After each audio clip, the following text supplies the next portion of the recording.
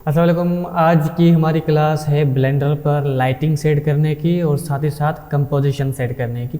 Composition कैसे set की जाती है और अगर हमें एक इक्वलेंट लाइट चाहिए कि लाइट ख़राब भी ना लगे लेकिन अच्छी भी लगे और रिफ्लेक्शन भी प्रॉपर तरीके से हैं, तो उसका हम किस तरीके से करेंगे, चलिए सीखते हैं। सबसे पहले हमें एड के अंदर जाना है। यहाँ पर हमें एक क्यूब ले लेना है।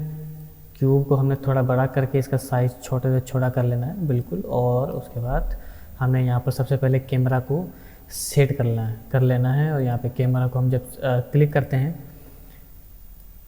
तो आपने यहाँ पर इसकी डायमेंशन सारी सेट करनी है, इसकी रोटेशन सेट करनी होती है सबसे पहले। तो आपको यहाँ पर जाना है, इधर कैमरा आइकन पर क्लिक करना है और इधर आपने 0 हर जगह आपने बिल्कुल 0 टाइप करना है। इधर आपने 90 टाइप करना है और इधर भी आपने 90 टाइप करना है। उसके बाद Z एक्सिस पे आपने थोड़ा सा नीचे आना है इस तरीके से। उसके बाद Y एक्सिस से आपको थोड़ा सा कैमरा को इस तरफ मूव करना है। अच्छा, याद रहे कि उससे पहले जो आपकी रेंडर वाली जो ये है रेजोल्यूशन, ये आपने बिल्कुल परफेक्ट रखनी है जो आपको एनिमेशन निकालनी है। अगर आप यहाँ पर गलती करते हो तो कैमरा आप चाहे जितना भी सेट कर दो तो आपकी ना रेंडर टाइमिंग प्रॉपर तरीके से होगी, ना आपकी लाइटिंग प्रॉपर तरीके से होगी और आपकी एक्सपोर्टिंग या कंपोजिशन बिल्कुल अच्छे से बन नहीं सकती है। तो यहाँ पर आपने साइजिंग बिल्कुल ओके रखनी है। तो इस वक्त जो साइजिंग रखी हुई है वो 1080p की फाइल 100% कंप्रेशन और जो आपने फ्रेम रेट रखने हैं वो आपने 30 fps पर करने हैं। उसके बाद हमारी जो एनिमेशन है वो आपने यहाँ पर रखनी है कि किस फ्रेम से स्टार्ट होती है और किस फ्रेम पे एनिमेशन ख़त्म होती है। फ़िलहाल मैंने कोई एनिमेशन तो नहीं लगाई, तो इसलिए मैं यहाँ पर कोई फ्रेम स्टार्ट और एंडिंग सेट नहीं करूँगा। तो सिंपली कैमरा के अंदर आपने बस ये सेटिंग याद रखनी है कि यही रखनी है। बाय डिफ़ॉल्ट भी यही होती है। अगर आपके पास बाय डिफ़ॉल्ट सेटिंग ये नहीं आती है तो आपने यही रखना है। यहाँ से आपने पर्सपेक्टिव पे क्लिक करना है। फोकल लेंथ हमने 50 mm रखना है। शिफ्ट एक्स आप 0, Y एक्सिस ये क्लिप स्टार्ट 0.1 m और एंडिंग आपने 100 m तक रखनी है। डेप्थ ऑफ फील्ड अगर आप देना चाहते हैं, मना इतना ज़रूरी अभी नहीं है, ठीक है। तो आपको वापस अपनी डायमेंशंस के अंदर आना है और यहाँ एक्स एक्सिस के अंदर आपने इसको थोड़ा जूम कर लेना है इस तरीके से। यहाँ से आपने वापस से डाउन करना है।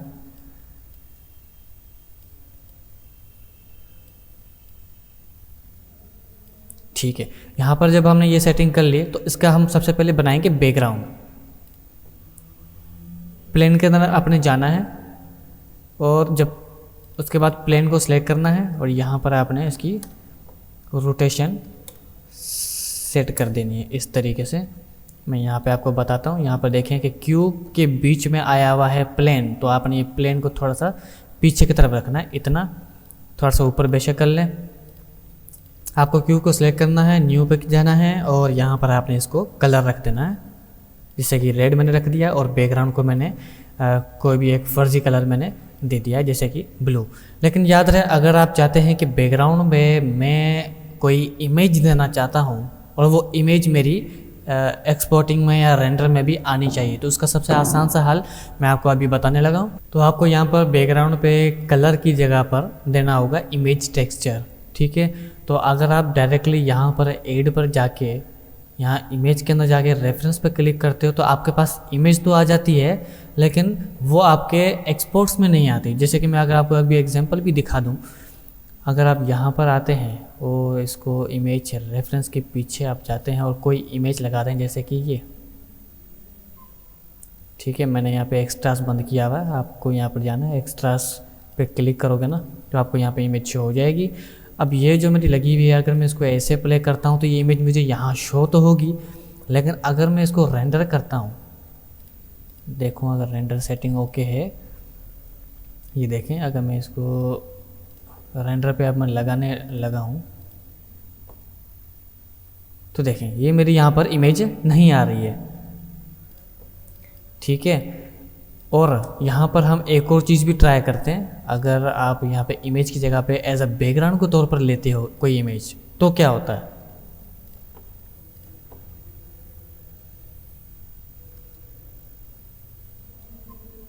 ठीक है। सी यहाँ पर कोई भी ऐसी चीज़ आपकी यहाँ पर नहीं होगी। यहाँ पर आपके पास यहाँ शो तो कर रहा है इम्टी के नाम से, लेकिन यहाँ पर कोई भी ऐसी चीज़ आपकी यहाँ पर नहीं होने वाली है ठीक है। तो इसका सबसे आसान सा हल जो मैं आपको अभी बताने लगा हूँ वो सबसे बेस्ट है। वो ये कि आपको सबसे पहले सेलेक्ट करना है अपने बैकग्राउंड प्लेन को, फर्जी फ़िलहाल कोई भी कलर दे दें इसको, और उसके बाद जब आप कलर दे देते हैं इस प्लेन को सिलेक्ट करना है, मटेरियल के अंदर जाना है, यहाँ पर जो बेस कलर है इसके इस पॉइंट पर क्लिक करना है, इमेज टेक्सचर पे जाना है, ओपन पे क्लिक करना है। जहाँ आपकी इमेज है उस लोकेशन पर आप चले जाएं। मैं जो इमेज ले रहा हूँ वो डेस्कटॉप से ले रहा हूँ इस वक्त, ये जो मेरी इमेज मैंने डाउनलोड की हुई है। ओपन पे क्लिक करना है और ऐसे आपकी इमेज पीछे आ जाएगी। अब ये इमेज मेरी सेट नहीं है प्रॉपर तरीके से, तो इसलिए मैं इसको अभी सेट करूँगा। अभी आपको यहाँ पे क्या करना है, एडिट मोड के अंदर जाना है, यू पे क्लिक करना है, अपने कीबोर्ड से यू प्रेस करें, अनरैप करें। अनरैप करने के बाद आपको यहाँ पर जो आपको ये ऊपर वाले पैनल दिख रहे हैं, यहाँ पर आपको यूवी एडिटिंग के अंदर जाना है। और आप देख सकते हैं कि ये आपका जो ये स्क्वायर दिख रहा है ये आपका प्लेन है और ये इमेज आपकी बाहर निकली हुई है। तो आपको इस तरफ एक व्यू दिख रहा होगा, एक इस तरफ व्यू दिख रहा होगा। इस तरफ जो आपको व्यू दिख रहा है उसको आपने चेंज करना है ऑब्जेक्ट मोड के अंदर, सॉरी एडिट मोड के अंदर ही करना है। और यहाँ पर इसको थोड़ा सा इस तरफ करें, इसको जो बिल्कुल लास्ट वाला है ना, यहाँ पर लिखा हुआ व्यू पॉट शेडिंग, आपने इसके ऊपर क्लिक करके रखना है। अब इसको यहाँ से ड्रैग इन कर दें, इसको थोड़ा सा जूम कर दें, इस तरीके से यहाँ पर कैमरा पर ही क्लिक कर दें। अब हमने क्या करना है, जो हमारा मेन टारगेट है वो ये है कि इस इमेज को सीधा करना है। तो कैसे होगा ये, तो ये आपने इस तरीके से सिलेक्ट जब करके रखेंगे प्लेन को, तो आपको यहाँ पर इधर आना है, रोटेट करना है इस इमेज को। जैसे कि अगर मैं इसको इस तरीके से करता हूँ, मतलब अगर ये आपसे अगर आप चीज़ नहीं होता सही से ना, तो मैं आपको बता दूँ कि एग्जैक्टली ये होता किस तरीके से। एडिट मोड पे आपने कर तो लिया, ठीक है, और इस वक्त सिलेक्ट मेरा क्या है, प्लेन। इधर जाना है और कीबोर्ड से ए प्रेस करना है। तो ऐसे जब आप यहाँ से सिलेक्शन करते हैं तो यहाँ पर आपका स्क्वायर शो होने लग जाता है। उसके बाद आपको क्या करना है, इधर क्लिक करना है, मतलब इस इमेज के ऊपर, और यहाँ पे फिर से आपको कीबोर्ड से ए प्रेस करना है। ऐसे आपका फुल सिलेक्शन हो जाएगी। अब मैं यहाँ से रोटेट करना चाहता हूँ, तो यहाँ से इस तरीके से मैं इस रोटेट करूँगा और ये आप देख सकते हैं कि इमेज मेरी सीधी हो रही है। अब चूँकि इमेज बहुत ज़्यादा जूम है तो मैं इस जूम को ख़त्म करना चाहता हूँ, तो उसके लिए मैं स्केल पर जाऊँगा, कीबोर्ड से प्रेस करूँगा एस और यहाँ से मैं इसको बहुत ज़्यादा बड़ा कर दूँगा इस तरीके से। उसके बाद इसकी मैं यहाँ से इस तरीके से इसको मैं सेट करूँगा, जो मुझे इसका सेंटर पॉइंट रखना है,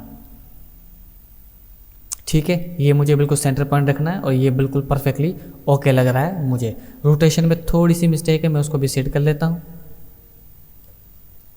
ठीक है। अब ये हो गया। आपको वापस लेआउट मोड के अंदर जाना है, ऑब्जेक्ट मोड के अंदर आप चले जाएं। आप देख सकते हैं कि कैमरा के अंदर आपको ये अपना सीन अच्छे से नज़र आ रहा है। और अगर हम इसको यहाँ पर जाकर रेंडर इमेज पे क्लिक करते हैं तो आप देख सकते हैं इसके अंदर आपको बैकग्राउंड इमेज भी नज़र आ रही है और आपका बनाया हुआ ऑब्जेक्ट भी नज़र आ रहा है। अब यहाँ पर अगर मैं कोई एनिमेशन लगा देता हूँ अपनी, तो वो कैसे होगा। यहाँ पर मैं जा रहा हूँ एड के अंदर, यहाँ पर मुझे सेलेक्ट करना है सिलेंडर। जब मैंने सेलेक्ट किया तो यहाँ पर ये मेरे पास सिलेंडर आ चुका है। इसको शेड ऑटो स्मूथ करने के बाद इसका साइज़ बहुत ज़्यादा छोटा करना है आपने और इसको प्लेस कर देना है अपने क्यूब के ऊपर। कैमरा पे वापस क्लिक करें और इसको यहाँ पर अपनी जगह पे फिट कर दें। अब यहाँ पर दो चीज़ें समझने वाली हैं, ना इसके ऊपर रिफ्लेक्शंस हैं ना इसके ऊपर रिफ्लेक्शंस हैं, ठीक है। और लाइटिंग एक अपनी तरफ से कोई ना कोई आ रही है, क्योंकि यहाँ पर एक लाइट लगी हुई है, तो हमें ये लाइट चाहिए नहीं, बस आर्जी तौर पर हम लगा के रखेंगे इसको।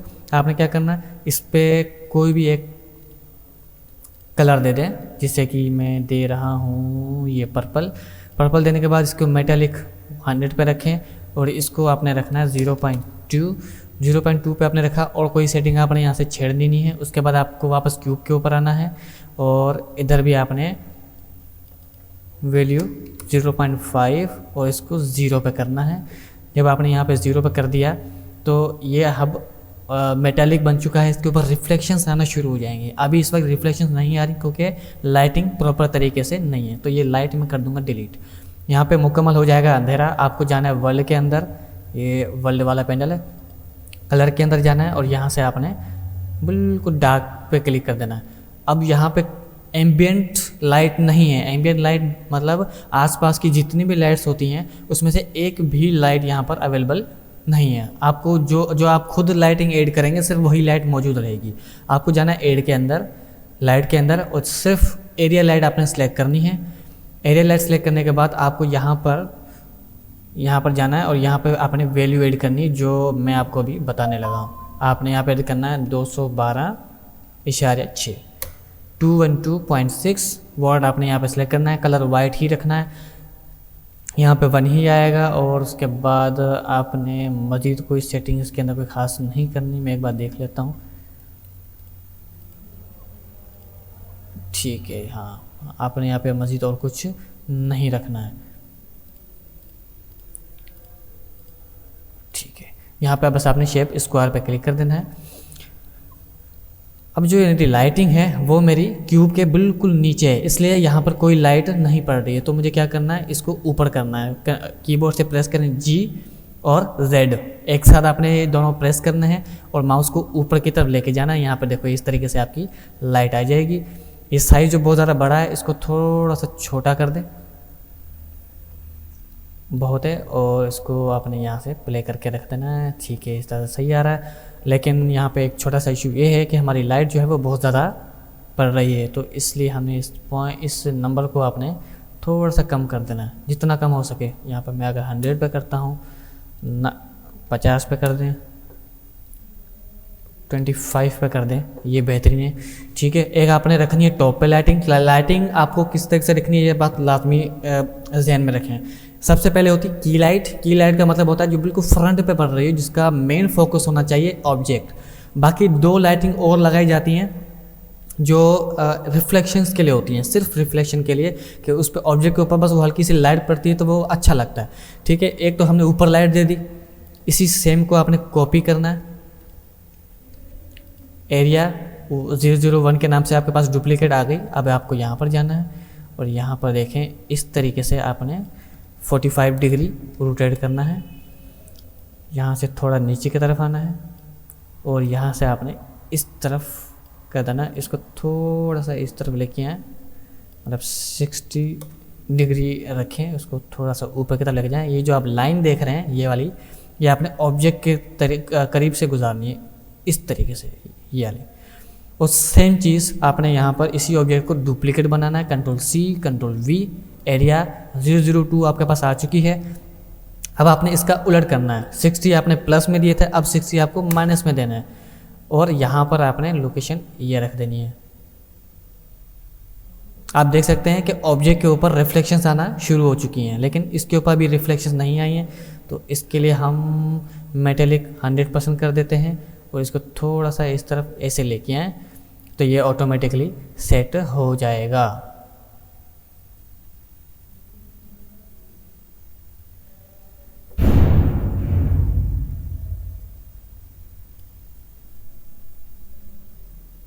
ठीक है, इसका कलर हम दूसरा रख लेते हैं, जिससे कि मैं इसका डार्क बैकग्राउंड कलर रख रहा हूँ क्योंकि ये ज़्यादा बेटर लगता है इसके ऊपर। ठीक है, आपको जाना है इसके अंदर जहाँ पे आपका रेंडर इंजन EVB लगा हुआ है। अब यहाँ पे जो हमें रिफ्लेक्शन ज़्यादा महसूस जो नहीं हो रहे हैं ना, वो इस वजह से नहीं हो रहे क्योंकि हम रेंडर इंजन EVB यूज़ कर रहे हैं। EVB क्या होता है, वो बस एक हद तक रिफ्लेक्शंस आपको दिखाता है, बहुत ज़्यादा रिफ्लेक्शंस आपको नहीं दिखाता। तो आपको यहाँ पर रेंडर इंजन से लेके जाके आपको साइकिल पे क्लिक करना है और यहाँ पर डिवाइस CPU से लेकर अपनी GPU पे क्लिक करनी है। उसके बाद आपको यहाँ पर जाना है व्यू पोर्ट के अंदर, यहाँ पर डिनॉइस पे क्लिक करना है, मैक्स सैम्पल 1024 और यहाँ पे मैक्स सैम्पल्स यहाँ पर रेंडर की सेटिंग के अंदर तो आपने यही रखना है। इससे कम भी रखना चाहें तो आप रख सकते हैं। यहाँ पर भी डिनॉइस पे क्लिक करना है। उसके बाद आपको यहाँ पर और कोई ऑप्शन अगर नहीं दिख रहा, अगर आपको यहाँ पर रे ट्रेसिंग दिख रही है तो आप वहाँ पर क्लिक कर सकते हैं। जैसे कि यहाँ पर सिंप्लीफाई दिख रहा है तो मैं यहाँ पर टिक कर सकता हूँ। तो इसी तरीके से आपको यहाँ पर रे ट्रेसिंग दिख रही होगी तो आपने उसके ऊपर टिक कर देना है। अगर नहीं दिख रही तो कोई बड़ा मसला नहीं है, कुछ सेकंड लगाएगा। उसके बाद ये ऑटोमेटिकली आपकी इमेज 100% क्लियर हो जाएगी। आप यहाँ पे देख सकते हैं यहाँ पे आपको रिफ्लेक्शन दिखा रहा है। अब आपने यहाँ पे क्लिक करना है, वो जो रफनेस हमने 0.4 दी है इसको वापस से कम कर देना जिसे हमने पहले किया था। अब जितनी रफनेस कम होगी उतनी रिफ्लेक्शन आपको ज़्यादा दिखेगी।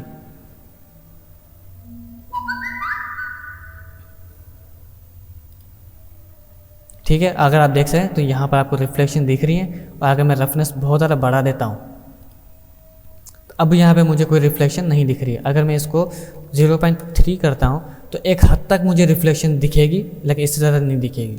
तो आपको इस तरीके से अपनी लाइटिंग रखनी है। तो मैं आपको फिर से बताता हूँ लाइटिंग आपको कैसे रखनी है। एक आपने रखनी है फ्रंट पर, जो मतलब टॉप पर, बिल्कुल टॉप पर, जिसकी प्रॉपर्टीज़ ये हैं डायमेंशंस ट्रांसफॉर्मेशन की।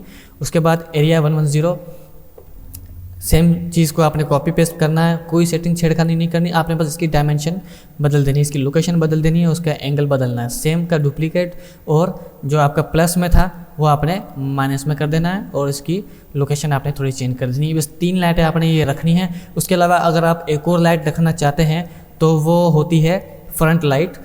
उसके लिए आपको यहाँ पर जाना है फर्स्ट वाली पे, Ctrl+C Ctrl+V, ठीक है। एरिया 003 आ चुका है। अब आपको क्या करना है कि इधर से 90 डिग्री पे रोटेट करना है, और x को प्लस वैल्यू पे लेके जाएं और z को नीचे तक लेके आएं। ये देखें आप यहाँ पर लाइट लग चुकी है, ठीक है। अगर आपको यहाँ से समझ में नहीं आ रहा तो मैं आपको बता दूँ, ये देखें, ये है मेरी लाइट, और ये जो लाइन जा रही है ये आपकी सीधे इस ऑब्जेक्ट के ऊपर जानी चाहिए। तो यहाँ पर इसको थोड़ा सा ऊपर कर दें, ये ठीक है। उसके बाद यहाँ पे आप जाएं और यहाँ पे थोड़ा जूम करके देखें, और लाइटिंग चूँकि 003 की बहुत ज़्यादा हो रही है तो मैं यहाँ पर 8 कर दूँगा, जो कि इनफ है। उसके बाद इसका आपने जो ब्लैक कलर रखा है, मैं सबसे पहले इसकी स्ट्रेचिंग सही कर दूँ, ठीक है। और कैमरा का एंगल भी मुझे थोड़ा सा चेंज करना है। यहाँ पे जो 90 डिग्री आ रहा है इसको मज़ीद प्लस की तरफ, सॉरी माइनस की तरफ लेके जाएं, और यहाँ से Z एक्सिस थोड़ा सा ऊपर लेके जाएं ताकि आपको थोड़ा सा और प्रोमिनेंट रिजल्ट मिलेगा, ठीक है। अब मैं इसका डुप्लीकेट भी बना रहा हूँ, Ctrl+C Ctrl+V, और यहाँ पर इस तरीके से मैं लेके आऊँगा, और इसका साइज़ में थोड़ा सा छोटा कर दूँगा।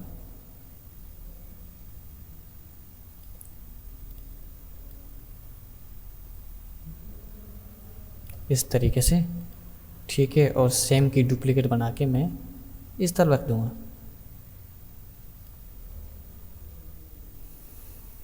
ठीक है। अब ये फाइनल सेटिंग हो गई। अब आपको क्या करना है, रेंडर सेटिंग एक बार देख लें। Render engine, cycle, device, GPU, noise वगैरह सारी आपने सेटिंग यही रखनी है। उसके बाद आपको जाना है आउटपुट पे। आउटपुट पे साइज़ वगैरह आप कम पेश कर सकती हैं, उसका कोई बड़ा मसला नहीं है। और आपको यहाँ पर लोकेशन सेट करनी है। यहाँ पे आप MPEG भी रख सकते हैं वीडियो के लिए, लेकिन मैं रिकमेंड करूँगा ये ना करें। सिंपली PNG पे क्लिक करें, RGB 8 और कंप्रेशन 15। जब ये आपका यहाँ तक हो जाए तब आपको आफ्टर इफेक्ट की कंपोजिशन की ज़रूरत नहीं है। विदाउट आफ्टर इफेक्ट की कंपोजिशन के भी आप ये चीज़ें ईजिली कर सकते हैं, ठीक है। तो आपको सिंपली जाना है इधर, और अगर आपकी एनिमेशन है तो रेंडर एनिमेशन पे क्लिक करें, और आपकी जस्ट इमेज है तो आपने रेंडर इमेज पे क्लिक करना है। ये सैंपल जो आप देख रहे हैं 4096, तो ये आपके सैंपल जब पूरे हो जाएंगे तो आपकी इमेज ऑटोमेटिकली 100% क्लियर हो जाएगी। देखिए नंबर चलता जा रहा है और यहाँ पर ये क्लियर होता जाता है रिजल्ट।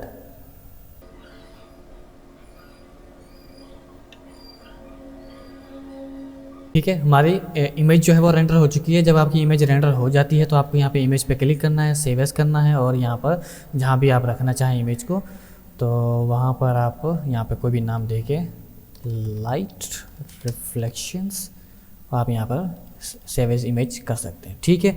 तो यहाँ पर हमारा ये काम ख़त्म हो गया। उसके बाद हमारी जो आती है एनिमेशन वाली बात, कि अगर हम कोई एनिमेशन बनाते हैं और बैकग्राउंड में हमारा सीन वगैरह तो सारा इसी तरीके से होगा, पर एनिमेशन अगर हमारी PNG में निकलती है तो उस PNG को हम किस तरीके से आफ्टर इफेक्ट के अंदर कंपोज करेंगे, वो एक छोटी सी वीडियो बनेगी। इंशाल्लाह हम वो अगली क्लास में सीख लेंगे। शुक्रिया।